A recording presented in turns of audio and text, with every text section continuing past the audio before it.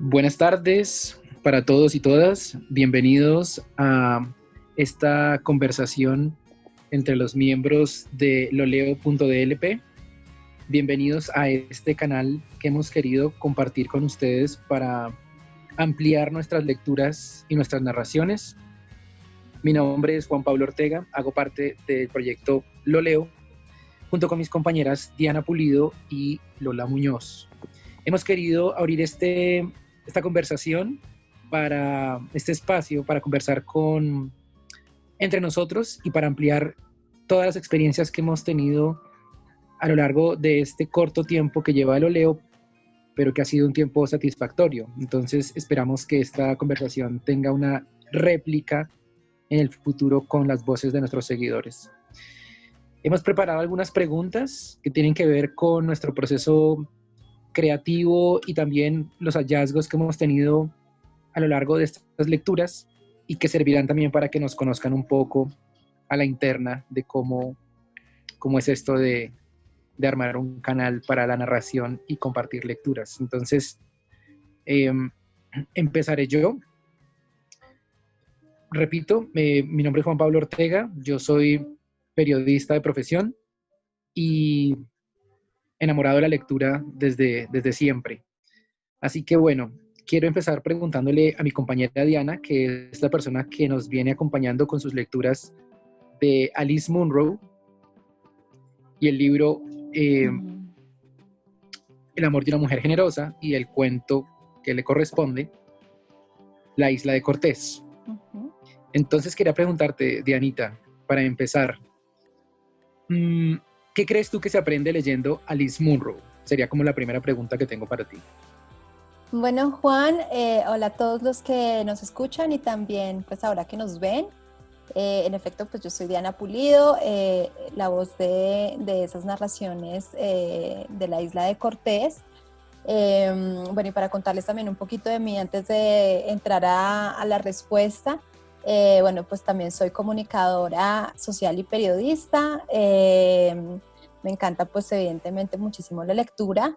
Y esta idea de poder compartir esas lecturas que nos gustan ha sido una experiencia muy linda, de poder también como llegar a las personas que nos escuchan y saber que descubren con nosotros esas historias o que las recuerdan y que bueno, que ahora dicen que qué bonito y qué chévere poderlas escuchar, sí, como escucharlas. Y también ahora tener este diálogo sobre esos pensamientos y esas reflexiones pues que nos inspiran estas lecturas y estos personajes. Justamente ha sido todo un aprendizaje con Alice Munro, con sus historias, con los personajes que ella va entretejiendo como en cada cuento. Ella sobre todo ha sido muy de esas historias cortas, de contar en algunos capítulos, en algunas narrativas, las historias cotidianas, sobre todo de las personas, ¿no? Y sobre esa cotidianidad uno aprende sobre la simpleza, sobre el hecho de adaptarse a lo que está pasando, de asimilarlo y sobre eso como que construir y vivir, ¿no? No pensar tanto ni complicarse a veces la cabeza con las preocupaciones, con el qué pasará más adelante, sino vivir ese aquí y ese ahora. Yo siento que mucho de esas reflexiones como que dejan esos personajes y los pensamientos que se van construyendo los personajes en esas situaciones que les van pasando. Entonces, siento que ha sido mucho eso sobre el vivir la cotidianidad, sobre el vivir esa simpleza y alejarse un poco de las preocupaciones también. Bueno, justamente en la línea de lo que Alice Munro trata a lo largo de su obra y puntualmente en tu cuento, La isla de Cortés, quisiera preguntarte y que nos compartieras tus reflexiones al respecto de esa relación que se traza allí en ese cuento entre modernidad y tradición, como esa tensión que hay allí. Sí. ¿Qué nos puedes compartir con respecto como a ese sí, a esa tensión que está como subyacente en el cuento de Munro. Sí, bueno, definitivamente como que los personajes tienden a dejar esa huella entre lo que están viviendo y lo que pues sí ha sido como establecido y lo que empieza a tejerse ahí como de unos pensamientos como no estoy tan de acuerdo con esto, con esta forma de vivir, con esta forma de pensar. Uno puede como notarlo sobre todo pues en esos personajes femeninos de las historias de Munro. En este de la isla de Cortés pues es también notorio porque narra la vida de una mujer joven que empieza su vida de casada y entonces es como empieza a descubrir ese mundo de la adultez, ¿no? Porque a través justamente de esas situaciones, como por ejemplo el matrimonio, es que se evidencia que está creciendo, ¿no? Que está ya en un mundo adulto y cómo esta mujer empieza a asimilar y adaptar esas situaciones de la vida marital, ¿no? Bueno, entonces yo tengo que ser la ama de casa y entonces tengo que comportarme de cierta manera y tener todo muy listo y preparado para mi esposo cuando él llega de trabajar y él es el que se encarga de trabajar, yo no me tengo que encargar de esas labores porque finalmente eso está destinado para los hombres y ella lo plantea así, muy digamos que para este tiempo podría ser muy crudamente, ¿no? Como usted es la que se carga de la casa y su esposo que es el de salir a trabajar y el de salir y esforzarse. Esas palabras un poco ahí también son las que uno puede ver. Pero también empieza a ver cómo este mismo personaje empieza a cuestionarse esa vida y a preguntar cómo, en realidad yo no me casé para tener esto, para tener esta vida así como pues arreglada o como de solamente esposa y luego de mamá, sino pues me casé para vivir una experiencia con un hombre que se supone que es el que yo amo, ¿no? Entonces ahí como que se evidencian y hay esas huellas de lo que siempre ha sido, de lo tradicional, de lo que siempre ha sido correcto, de cómo se debe comportar sobre todo uno en sociedad. Y las cuestiones que sencillamente a uno le empiezan a llegar de yo quiero vivir mi vida como yo quiero, que pues es justamente también un poco lo que vivimos ahora, ¿no?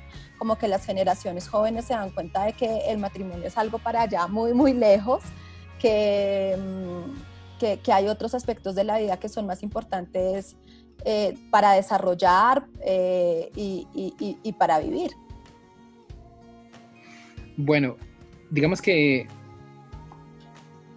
te adelantaste un poco sin saberlo a algo que quería preguntarte y es precisamente los hallazgos que has tenido como lectora con respecto al tema del matrimonio, que es un tema bien importante, es bien delicado y bien importante siempre este tema del matrimonio por las múltiples perspectivas que hay, algunas bastante críticas, entonces no está mal por demás.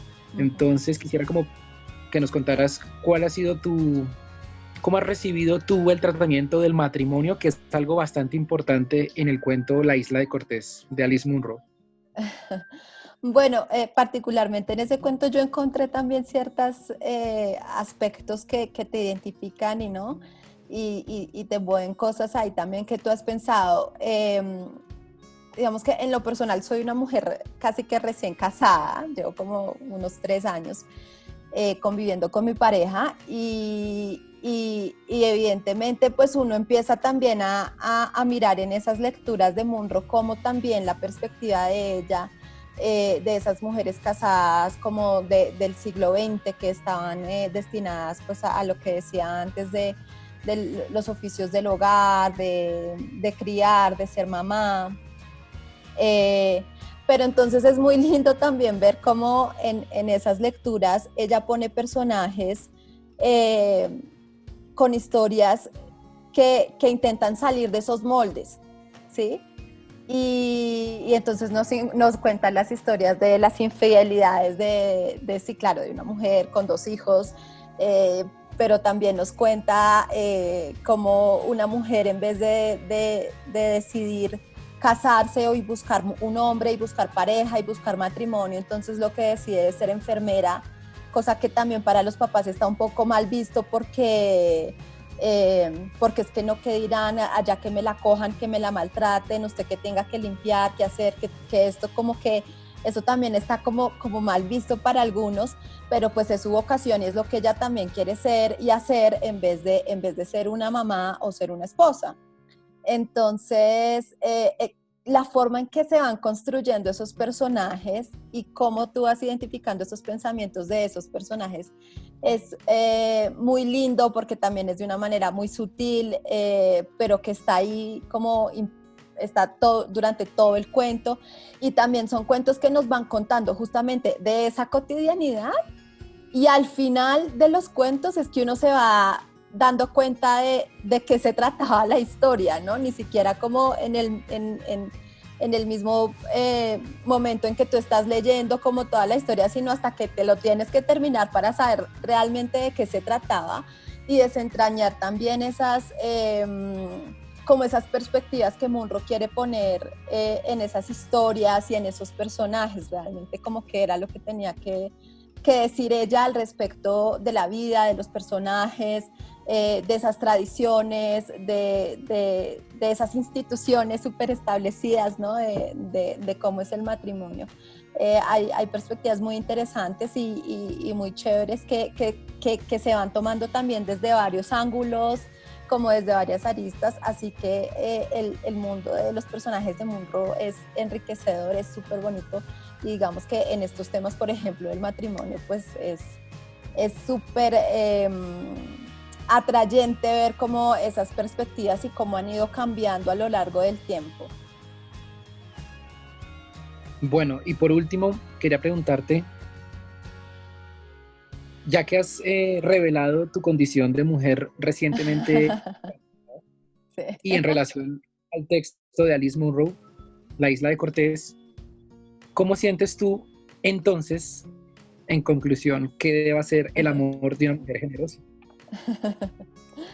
Sí, pues como que la primera palabra que uno asociaría también a eso de lo generoso es lo incondicional, es el sin límites también, ¿no? Es entender hasta qué punto tú puedes querer y dar de ti a otra persona sin importar obstáculos, sin importar defectos, sin importar virtudes. Y también como el valor que tú le das a ese sentimiento, ¿no? Es como que te pone a prueba un poco eso del amor generoso. Tú realmente estás dispuesto a entregarlo todo por esa persona, y sabiendo también cómo es esa otra persona. También es como un ponerse a prueba y un poder reconocer en el otro lo que el otro necesita. Entonces, yo siento que eso tiene que ver con ese asunto del amor generoso, del entregarse sin ninguna condición y también sin esperar nada a cambio de eso. Y también que se plantea mucho en estas historias de Munro, de cómo al final las mujeres somos las que de alguna manera tenemos el poder de decisión sobre la vida que queremos llevar con alguien más, con otras personas, y hasta qué punto llevarla.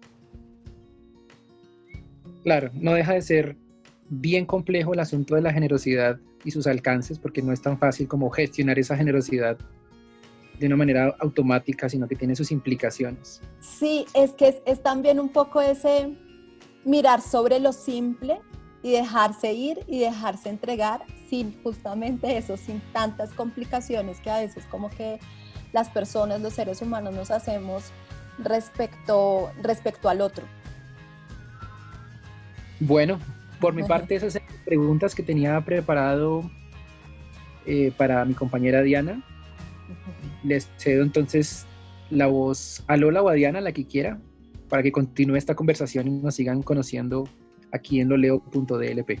Muchas gracias a ti, Juanito, por querer explorar también ese mundo Munro a través de las percepciones y de lo que nosotros sentimos con esas lecturas que también es una invitación abierta para todos los que escuchan y los que también pues han leído todas estas historias, que nos dejen en nuestros perfiles sus comentarios al respecto y podamos generar como esta conversación más ampliamente.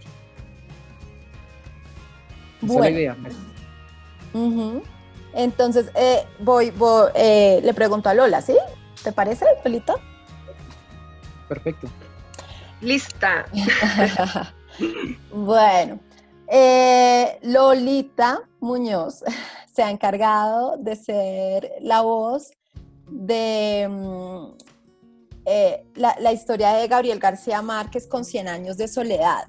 Entonces, bueno, es una de las obras más representativas, digamos, de nosotros los colombianos y que también nos han dejado muchísimos aprendizajes. Pues es una obra que amplifica muchísimos sectores, muchísimas perspectivas y de la que pues uno no terminaría tampoco de hablar, ¿no? Pero aquí pues queremos justamente explorar un pedacito de esa obra y ese primer capítulo que nos ha compartido Lola en el perfil de Instagram de loleo.dlp. Allí pues lo pueden encontrar y pues vamos a seguir explorando y haciendo otra lectura de este capítulo. Una de las cosas pues más importantes de pronto de lo que uno puede empezar a ahondar en la obra de García Márquez es sobre el realismo mágico, Lolita. ¿En qué piensas cuando hablamos de realismo mágico? Gracias, Diana, y gracias por compartirnos tus experiencias con Alice Munro. Creo que muchos y muchas personas se sienten identificados y bueno, me encantó escuchar todo esto del matrimonio, las mujeres y demás. Creo que es algo que se nos pasa por la cabeza a todos en algún momento y es una reflexión eterna.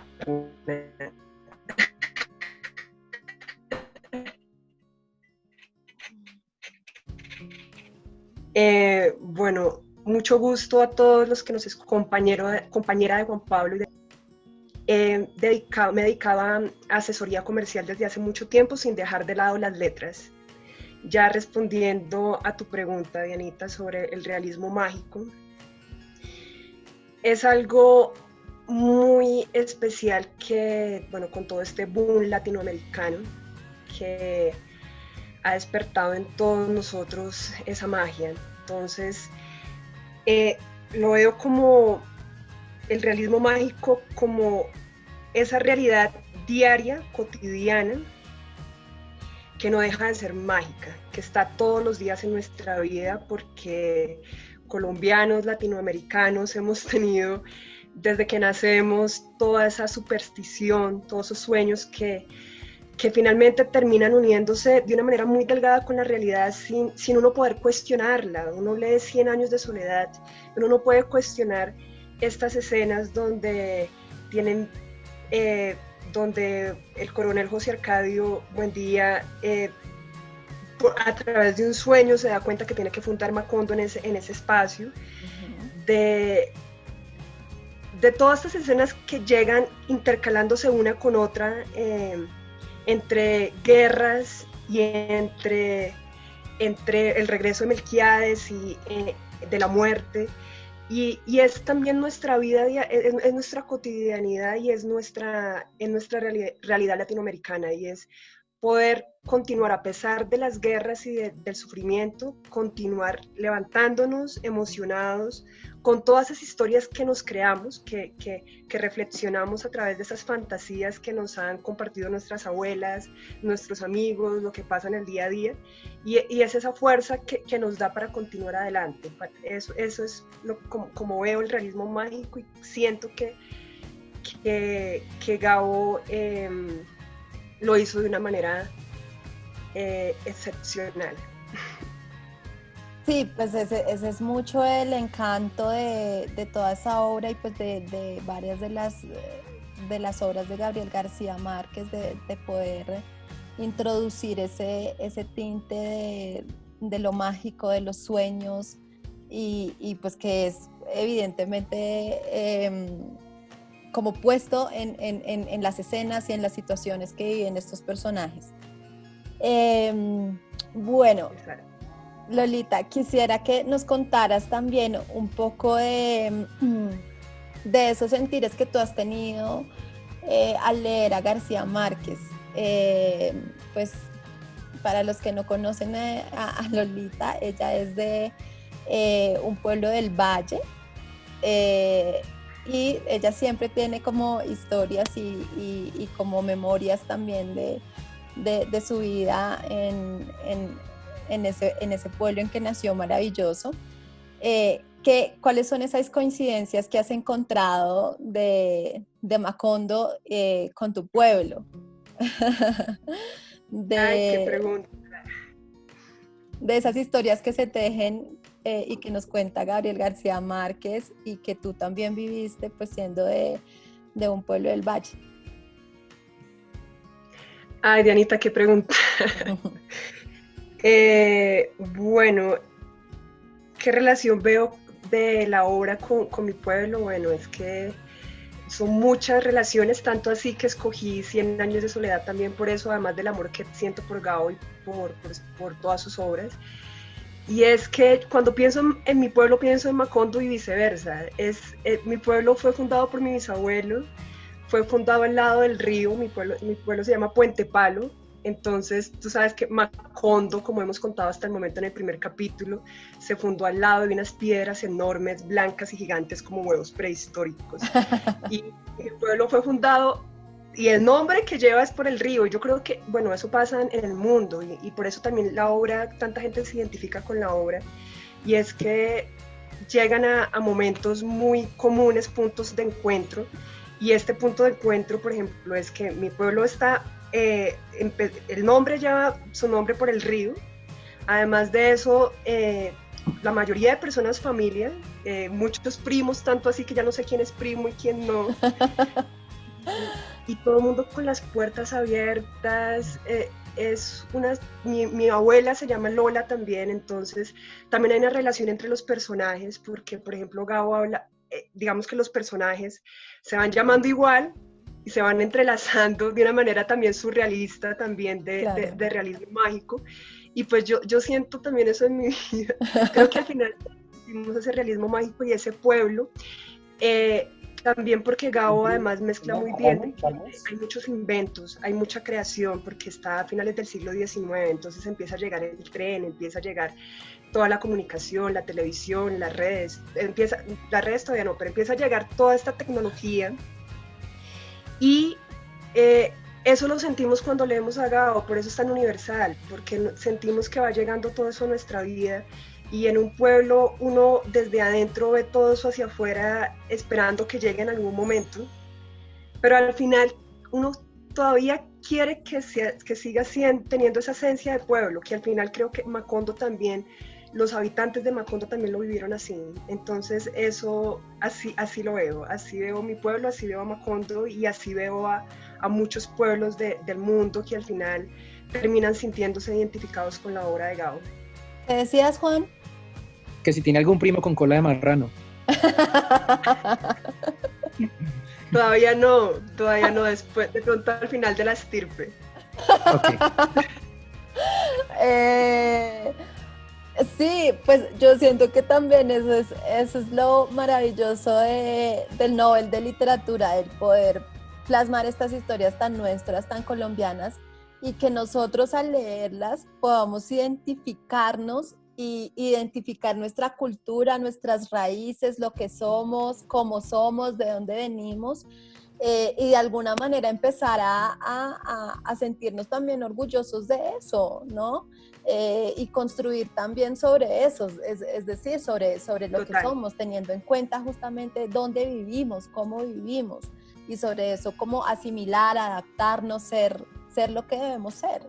Pues no lo que debemos, lo que queremos, pero siempre como teniendo presente las raíces. Nuestra personalidad como Latinoamérica y como humanos, porque él trata además muchos sentimientos muy profundos que los describe de una manera pues también universal.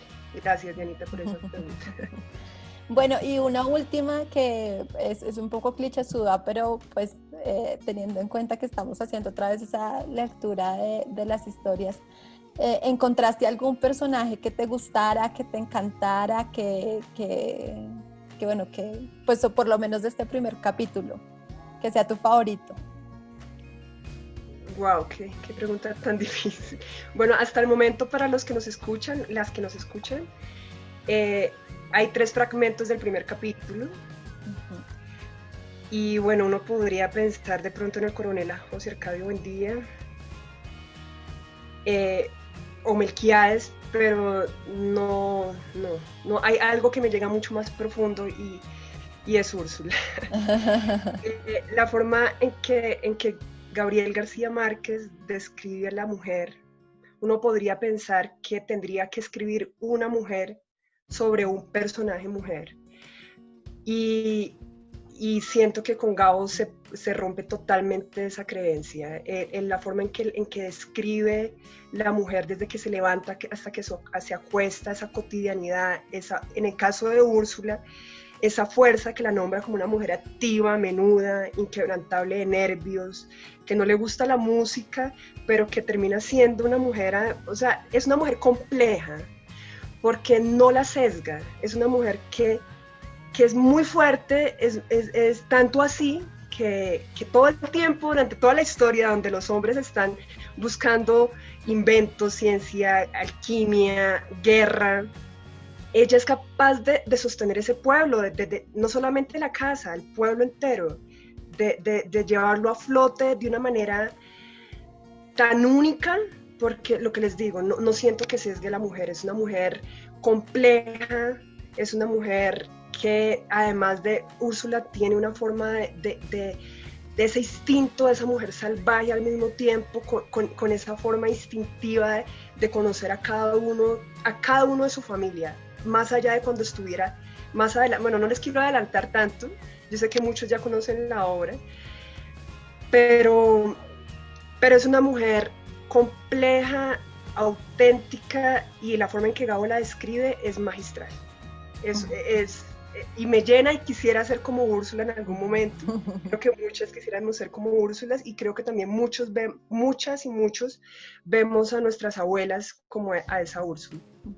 Sí, en muchos aspectos y en muchas situaciones pareciera que Gabriel García Márquez hace un gran homenaje a las mujeres, a su abuela y pues a las mujeres colombianas que en muchos casos son ese pilar inquebrantable de la sociedad.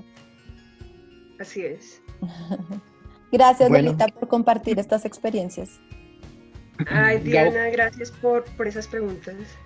Gabo confirma que no hay que ser mujer para poder escribir sobre la complejidad de la psique femenina. Gabo lo logró. Total. Pocos lo logran, pocos hombres lo logran.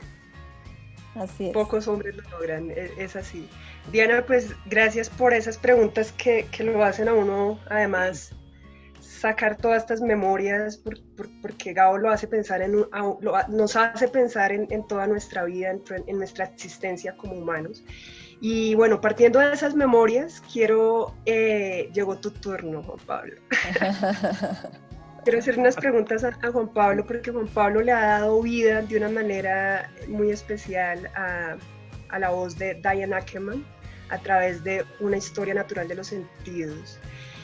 Y hasta el momento nos ha leído la introducción y parte del primer capítulo, que nos habla sobre el olfato.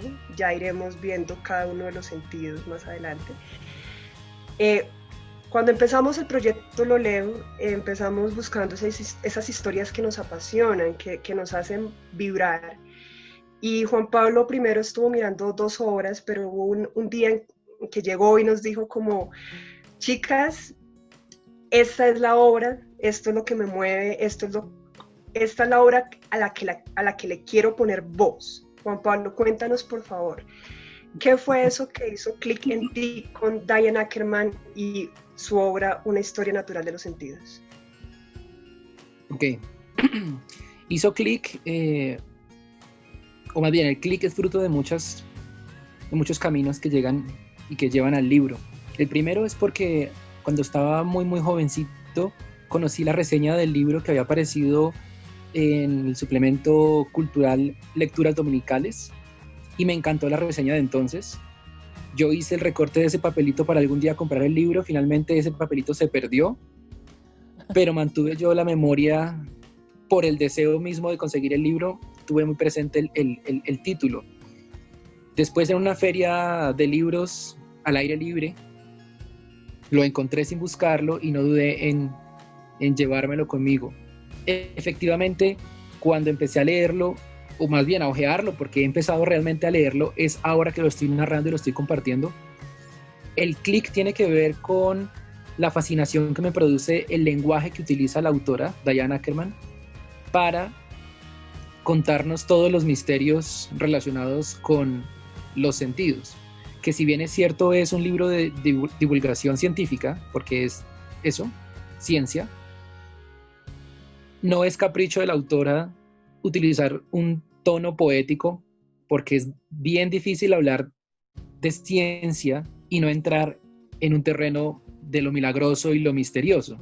Y en ese sentido me parece que es un acierto poder juntar el tono poético para poder explicar asuntos de ciencia como son los sentidos y todos los procesos fisiológicos y culturales que atraviesan los siglos hasta el día de hoy. Bueno, pues una gran obra como lo nombras, Juan Pablo. Y bueno, Diane Ackerman, como tú bien dices, sabe mezclar de una manera sofisticada y además ella también cuenta en muchas entrevistas que ha realizado que o sea, en su labor científica ella hace esos experimentos con sus sentidos para poder escribir esta obra de la manera en que lo hace. Y sabe mezclar muy bien esa ciencia con la poesía. En tu vida, Juan Pablo, ¿cómo está mezclada esa ciencia con la poesía? Esa pregunta es para Pulitzer. Bueno, yo no sabría responder a eso con total certeza, pero podría elucubrar que en ese misterio de ciencia y poesía andamos todos, o más bien, ese misterio de ciencia y poesía nos atraviesa a todos, sepámoslo o no. Uh-huh. Y porque en últimas todo es ciencia. Y vuelvo a lo anterior, es imposible aludir a lo científico y a lo milagroso y a lo misterioso que nos rodea, si no es echando mano de las alegorías y de las analogías y del lenguaje explosivo que se necesita y creativo para poder explicar tantas cosas que son inexplicables en nuestra vida y los fenómenos que nos rodean.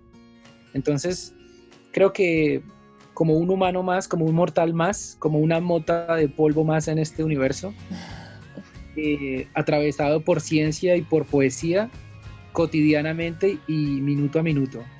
Y de ahí pues el permanente desafío de poner en palabras lo que a veces no alcanza con las palabras.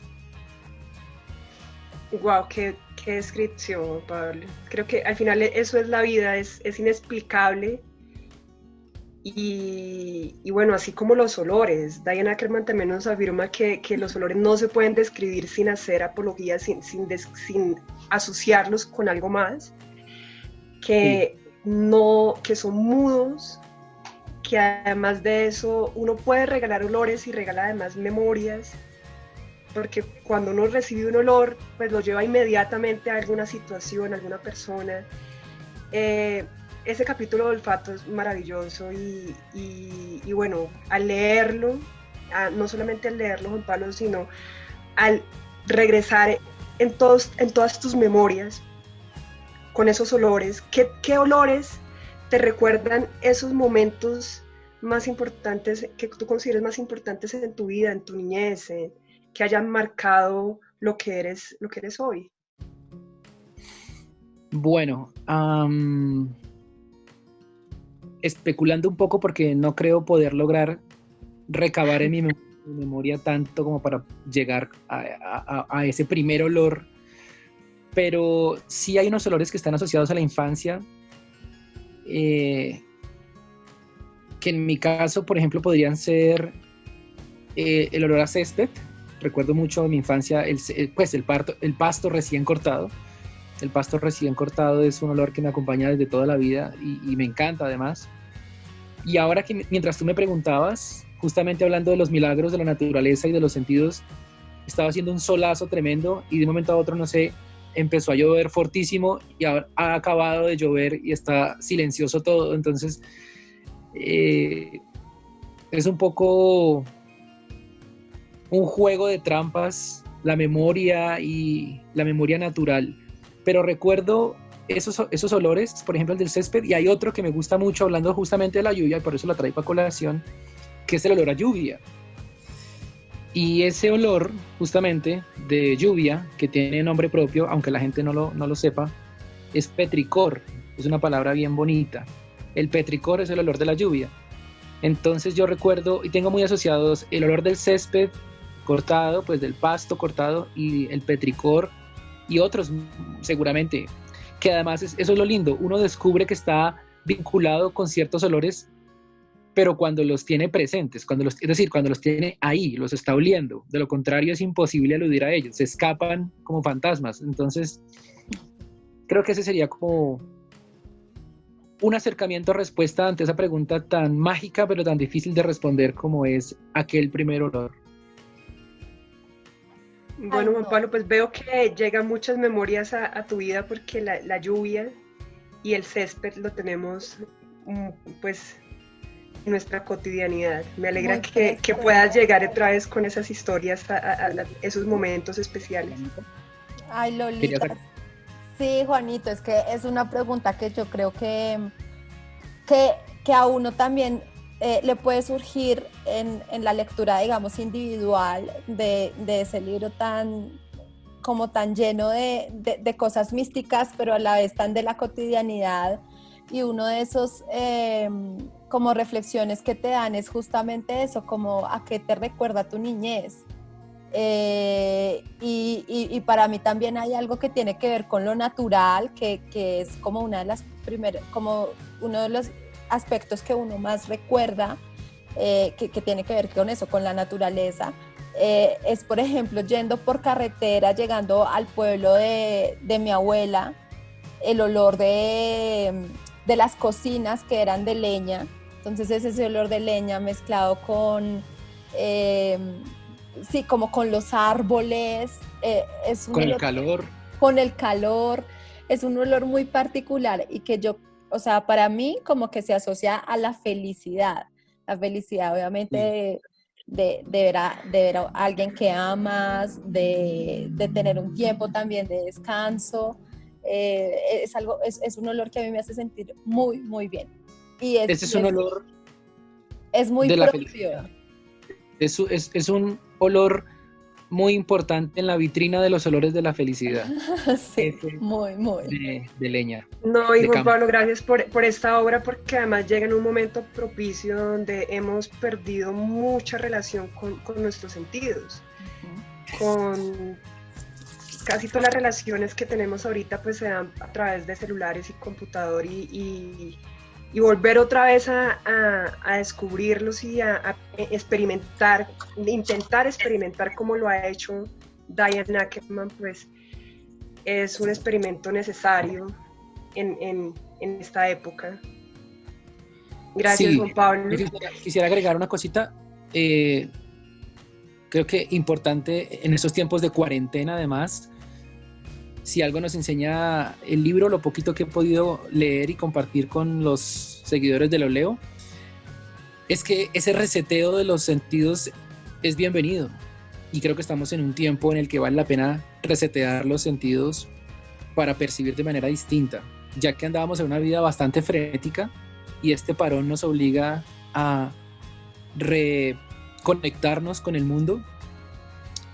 Eso pasa por resetear un poco los sentidos y pues vivimos en un mundo evidentemente visual, hay unos sentidos que están más agudizados y privilegiados que otros. Creo que tenemos la experiencia de vida un poco incompleta si no ponemos a funcionar otros de manera consciente, por supuesto, porque los sentidos están ahí, pero en plan automático. pero volver a enamorarnos del olfato consciente, del tacto consciente, inclusive de la escucha consciente y del gusto, ¿no? De gustar las cosas conscientemente, es algo que la cuarentena nos ha podido obsequiar en medio de tantas cosas